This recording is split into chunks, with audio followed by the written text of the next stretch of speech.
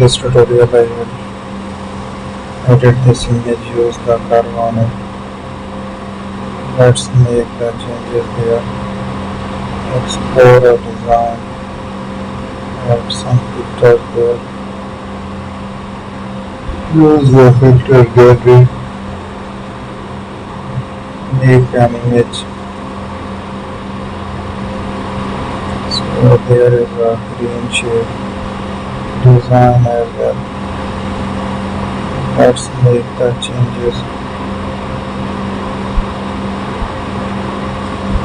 I will add a paint here.